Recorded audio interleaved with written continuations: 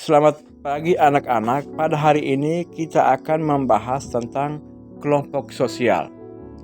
Kelompok sosial merupakan kumpulan individu-individu yang mendiami suatu tempat.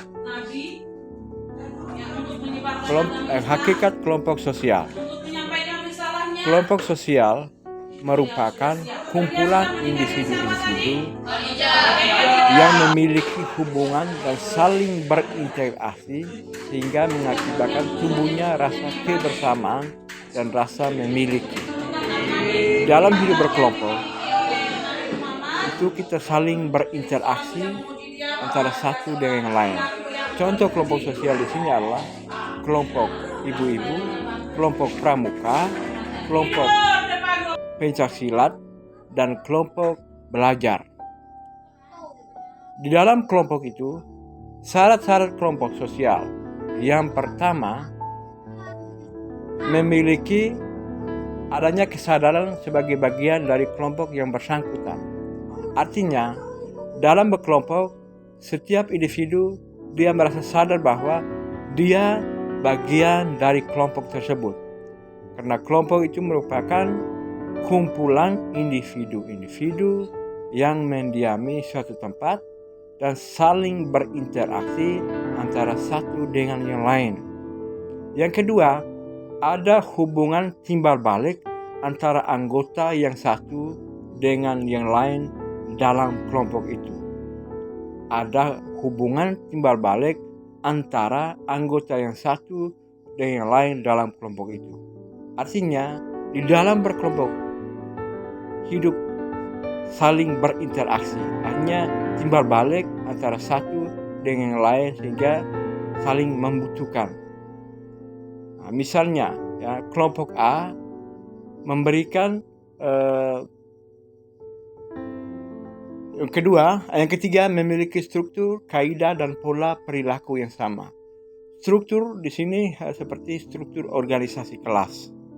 Kaidah itu aturan yang berlaku di dalam masyarakat. Tanpa aturan atau norma, hidup manusia itu berpecah belah. Memiliki struktur tadi kita tahu bahwa ada struktur organisasi kelas, struktur organisasi OSIS, struktur lembaga kemasyarakatan, struktur desa, dan pola perilaku yang sama. Contoh di dalam berinteraksi harus memiliki pola perilaku yang sama. Pola perilaku dalam hal ini siswa bisa menghormati satu sama lain, menghormati satu sama lain tanpa memandang usia, jabatan,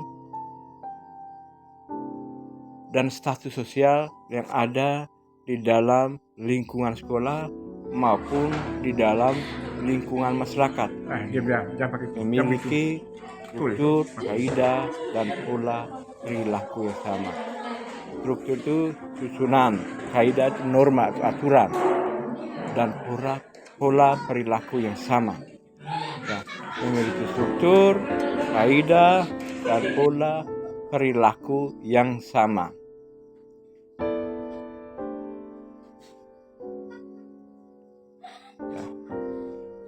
Memiliki struktur, kaidah, dan pola perilaku yang sama. Yang keempat, ada suatu faktor mengikat yang dimiliki bersama oleh anggota kelompok sehingga hubungan di antara mereka bertambah erat.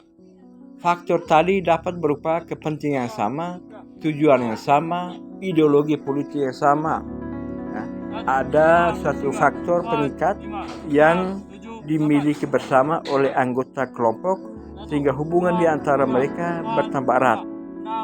Faktor tadi dapat berupa kepentingan yang sama, tujuan yang sama, ideologi politik yang sama. Ideologi politik yang sama. Faktor pengikat itu memiliki aturan yang berlaku di dalam kelompok tersebut. Ciri-ciri kelompok sosial.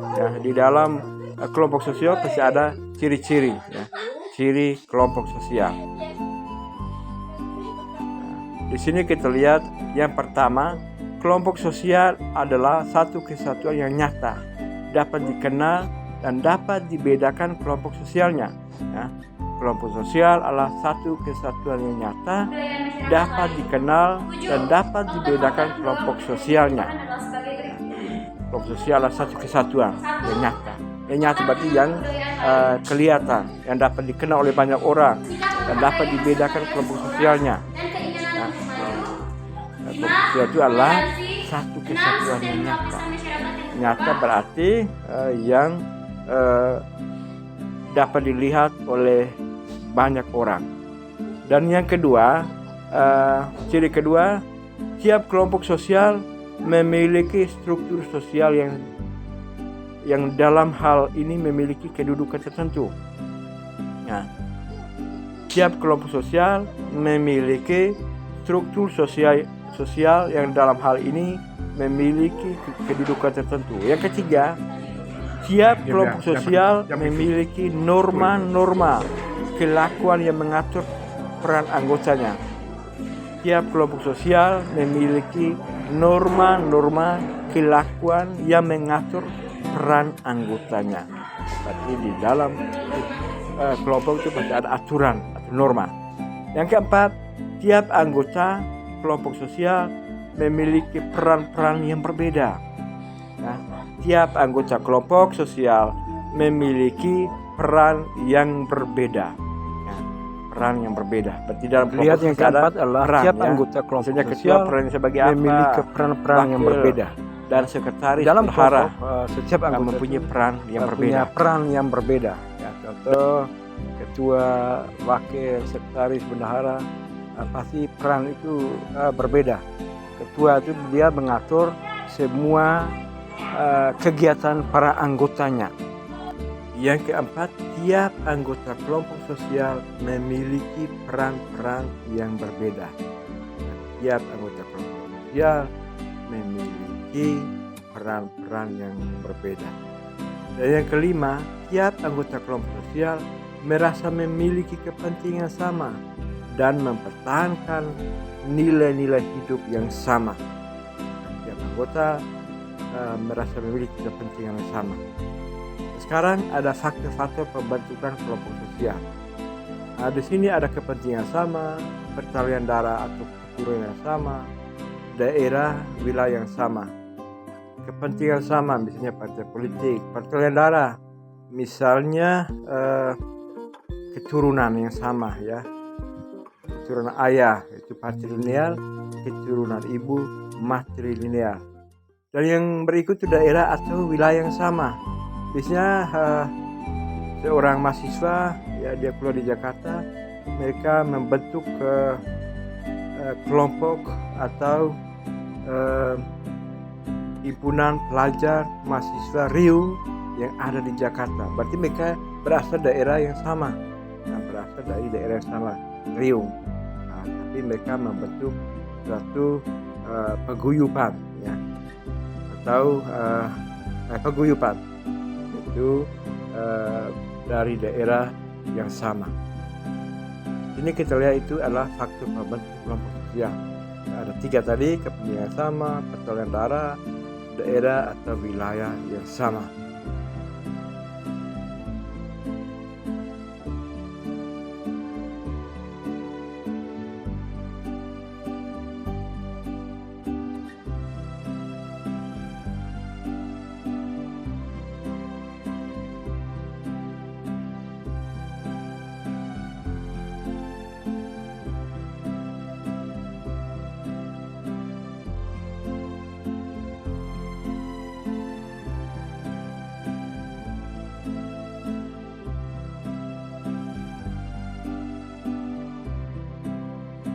Yang berikut kita lihat bentuk dan jenis kelompok sosial. Yang pertama, klasifikasi Durkheim, yaitu ada solidaritas mekanik, solidaritas organik. Yang kedua, menurut Charles Coley dan Ellsworth Faris, yaitu kelompok primer dan kelompok sekunder. Dan yang berikut, klasifikasi Ferdinand Tones, ada Gemeinschaft, ada Gesellschaft. Yang berikut menurut W.J. Samer, yaitu in group dan out group. In group itu kelompok dalam, out group adalah kelompok luar.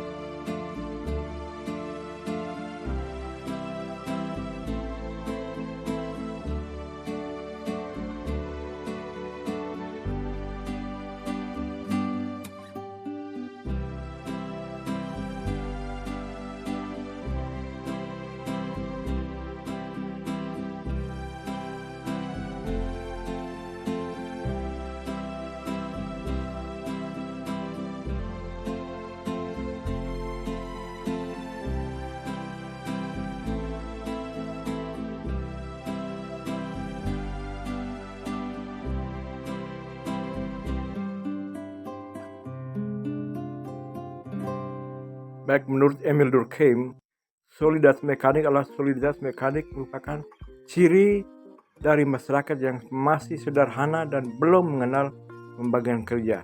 Ya. Solidaritas mekanik merupakan ciri dari masyarakat yang masih sederhana dan belum mengenal pembagian kerja. Ya. Contoh seperti suku Baduy, suku Baduy yang ada di Kalimantan. Ya. Mereka belum mengenal pembagian kerja.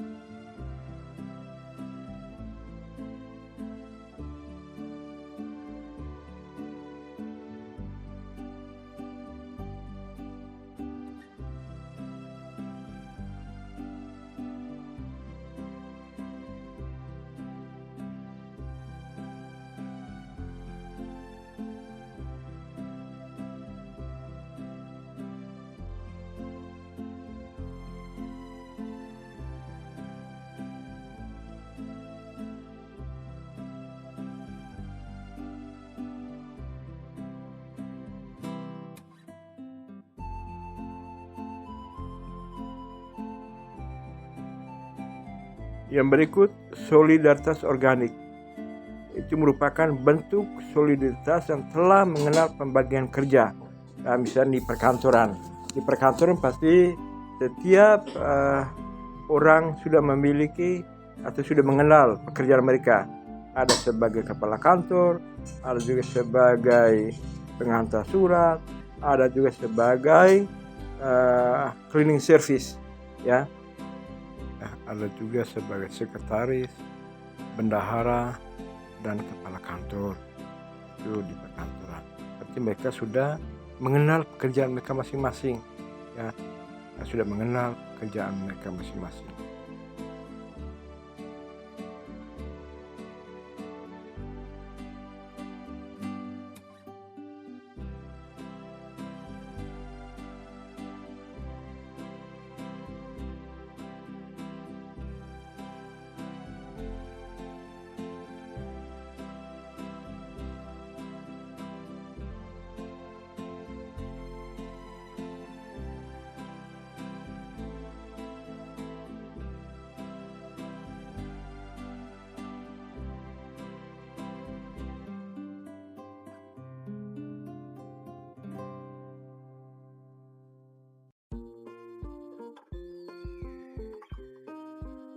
Baik, yang berikut menurut Ferdinand Tones, itu Gemeinschaft.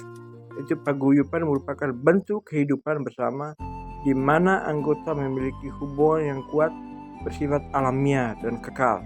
Misalnya dalam keluarga. Keluarga itu merupakan bersifat alamiah dan kekal. Misalnya membantu membuat rumah warga, ya, membantu membuat rumah warga. Itu bersifat alamiah, sudah diwariskan oleh nenek moyang kita.